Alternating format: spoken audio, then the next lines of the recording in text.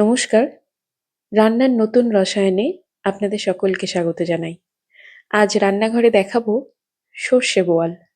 খুব চটজলদি এই রান্নাটি আসুন আপনাদের সাথে শেয়ার করে নিই। প্রথমে এখানে 4 পিস বোয়াল মাছকে স্বাদ মতো নুন এবং 1 চা চামচ হলুদ দিয়ে ভালো করে মাখিয়ে নেব। এবার একটা ফ্রাইং প্যানে 3 চামচ সর্ষের তেল দেব। তেল গরম হয়ে গেলে এর মধ্যে দেব 2টো কাঁচা লঙ্কা। কাঁচা লঙ্কাটা ভাজা হলে এর মধ্যে দেবো হাফ চা চামচ পাঁচফোড়ন, হাফ চা চামচ কালো জিরে এবং ফোড়নটা ভাজা হলে এর মধ্যে নুন হলুদ দিয়ে মাখানো মাছগুলোকে ছেড়ে দিতে হবে। মাছগুলোকে আমরা মিডিয়াম আঁচেই ভাজবো। মাছগুলো আস্তে আস্তে ভাজা হোক। এদিকে আমি বড় চামচের 2 চামচ সর্ষে আর 2টো কাঁচা লঙ্কা নিয়ে ভালো করে বেটে নেব।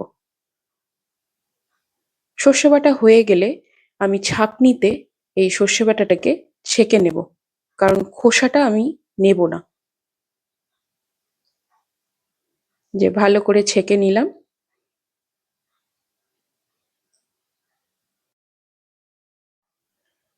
আর এদিকে মাছগুলো আমাদের মোটামুটি ভাজা হয়ে গেছে।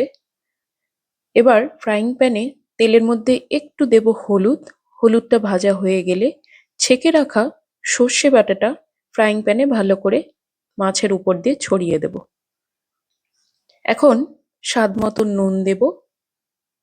নুন দেওয়া হয়ে গেলে মিনিট 5 ঢাকা দিয়ে রাখবো। 5 মিনিট পর ঢাকা তুলে এর মধ্যে দেব 2টো কাঁচা লঙ্কা।